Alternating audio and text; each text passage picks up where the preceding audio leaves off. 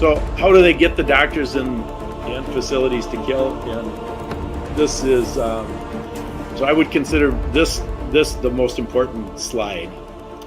Medicare and Medicaid PSY-OP is, this is big. In 1965, President Johnson lied to the American people and said, we need to take care of the elderly and the disabled. So we're going to put together this bureaucracy called Medicare and Medicaid. Medicaid to take care of the disabled, Medicare to take care of the elderly. So as a population, that sounds great, right? We need to take care of the elderly and the disabled. Who would disagree with that? They always do that. They always come in with some good sounding, of course. So who's going to argue with that? And then they just turn it into a bigger government, but then it turns on us in a tyrannical way, and people don't realize it until it's too late. And as I've studied Satan's methods, I think it's by design.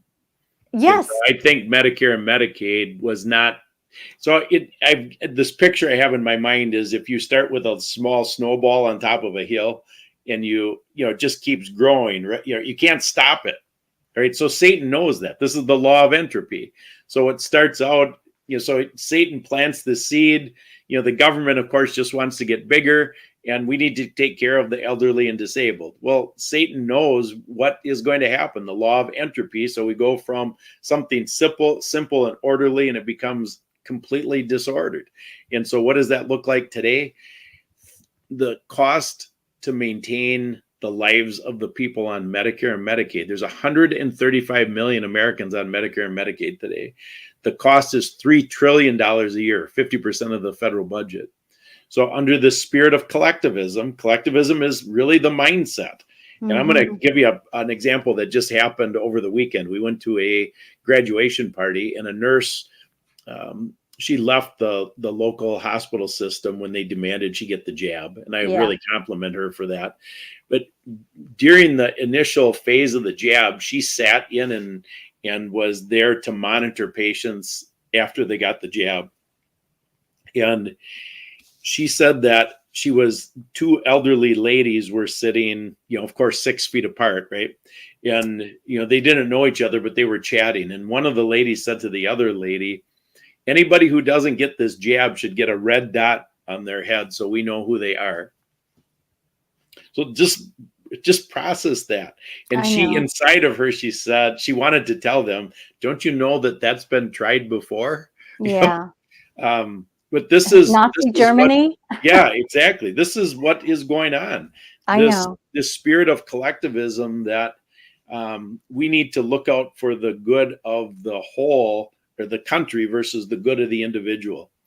And, they can write blank checks to the Ukraine, to Israel, but when it comes to the elderly and disabled, they wave the too expensive card. This is just too expensive. The budget's out of control.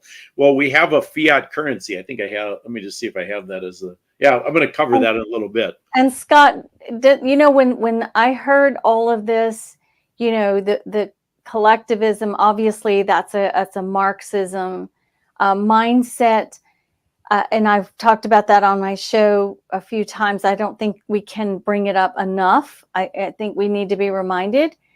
But it just reminded me of scripture when the Pharisees were talking about Jesus and said, well, if one dies to save the many, and they were talking about getting rid of him so that people wouldn't have to listen to him and maybe even be converted to what he was saying. And so it was like they felt like that was the best way to protect the people, is to get rid of him. It'd be better for the whole. So it's very disturbing all the way around. And what's the problem with it is that there's a logic to it. And it appeals to our reason. The idea of the utilitarianism that we've got, but it's based on a fundamental lie. So the fundamental lies that Satan has sown, there's a whole bunch of them, but as it applies to this, we don't have enough resources on the planet. And so because we don't have enough resources, that ends up with the climate control agenda and the population control agenda.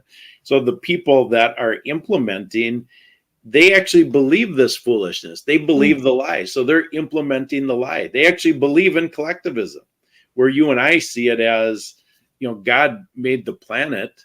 He told us be fruitful and multiply, and he never sent an amendment.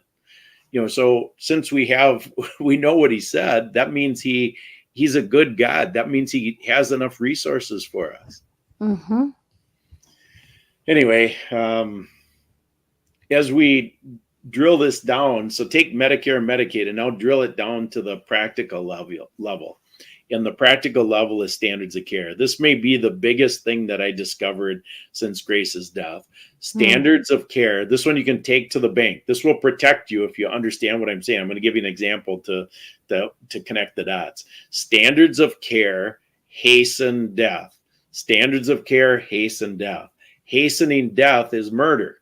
So this is why I can say bluntly, medical murder is the #1 cause of death in the United States. Even before COVID, the #1 cause of death in the United States was heart disease at 700,000 a year. #2 was cancer at 600,000 a year. And #3 at 400,000 a year was medical malpractice. Well, now that I see this in the light that through my research, is that most medical malpractice is murder. And I'm going to just cover cancer here because it shows very quickly most of the cancer deaths are not necessary, but they're caused by standards of care. All right, so we get into somebody watching. You have an ailment. You go into the doctor. He says, I can't really figure out what you have, but let's do a biopsy. So then the biopsy result comes back. He sits down with you for the appointment. He says, well, you have cancer. And so then the patient intuitively knows this, but he doesn't know the details, but he knows, he's heard of chemo, he's heard radiation, he's heard of surgery. So these happen to be the 3 standards of care: cutting, radiation, and chemo. All right. So those are the only 3 things the doctor can use. Cutting is the only one that's legitimate, assuming the cancer is caught early enough and it's the right kind of cancer. So now the doctor's programmed into believing this is the only thing I can do. He actually believes that this will fix the cancer. So then the doctor says, I can schedule your chemo appointment for next week. And the patient, because that's also what he's heard, he thinks cancer is the kiss of death. He doesn't realize that most cancer has been cured. The doctor will never, even if the doctor knows it, he will never recommend it because his license and his paycheck is on the line. He's got to code his standard of care just to get paid by the insurance company. And here's the statistic. Chemo has a 97.9% kill rate. And what does the person care about at this point? He asked the doctor, does my insurance pay for it? And the doctor says, well, of course your insurance pays for it. And the doctor puts his arm around the patient and they sign the patient's death certificate that day. And that's how standards of care work. And the standards of care are literally killing us. They're hastening our death. Catherine, did I lose you? I think I did. Hey, I lost you for a minute.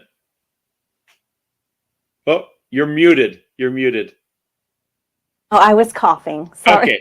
All right. At least your internet didn't drop. All right. So No. We didn't miss a beat then. All right. So I want to get into, you asked me the question before about standards of care, or not. You asked me about informed consent. So I want to hit this. I just want to see if I have. All right. I don't have that. This is my shorter version of the slide deck. So this is the idea of informed consent. So people think, well, I've got informed consent. That's my right. And the American Medical Association has the informed consent as one of their ethical standards. And informed consent is just like what you would think it is.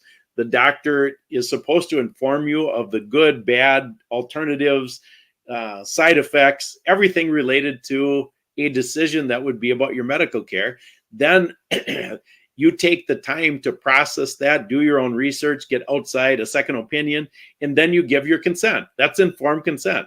Yeah, it's not a complicated concept. The problem is they've stripped this away from us. And so you think about getting into a hospital setting. Hey, thanks for watching the Faith and Culture Show. If you'd like to continue this particular episode, please go to the Rumble link below or click on the QR code and join me on the Free Speech platform over there. Look for the name of the episode and start about the 10-minute mark. I hope to see you there because